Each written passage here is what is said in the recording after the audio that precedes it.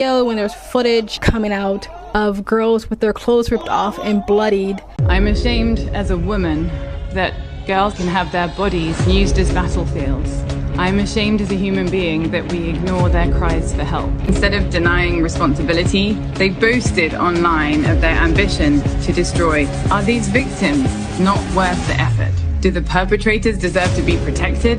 They are a terrorist group supposedly reviled by all. Teenage girls are being in the street, in front of their family. For too long, we have watched as perpetrators of mass human rights abuses have murdered, tortured, and raped without consequence. The perpetrators commit these crimes, believing they will get away with it, and they have been right.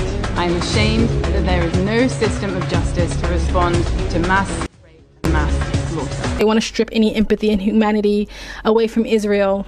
And the far left is willing to lie, just like the far right is willing to lie. They're both willing to lie to push a narrative and a propaganda. There was this UN document that was going around on X, and they were literally spreading a lie. They took the UN document and they edited it and they doctored it and they spreaded it, and it went viral like wildfire, getting hundreds and thousands of likes, saying that the UN said there's absolutely no evidence of any sexual assault at all. It's not what the UN statement said. I think they literally said there was actual evidence of assault. However, there was no evidence of Hamas directing the terrorists to do mass sexual assault or something like that. I'm like not quoting it directly, but of course I will put it on a screen so you can see it for yourself. Another finding, we also found that there are reasonable grounds to believe that conflict-related sexual violence, including rape and gang rape, occurred during the 7th of October attacks in at least 3 locations, namely the Nova Music Festival site and its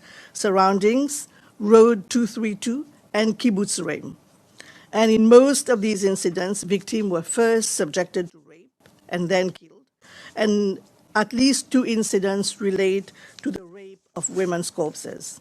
And as you know, the Nova Music Festival we found was a site of grave violations, including brutal mass murders, with several hundreds of bodies recovered from the site, in addition to many abductions. Bodies were also found with extensive burn damage. Then a third set of findings is that across multiple locations, we found a recurring pattern of victims found fully or partially undressed, bound and shot. And we found that although circumstantial, such a pattern may be indicative of some forms of sexual violence, including sexualized torture, cruel, inhuman, and degrading treatment. But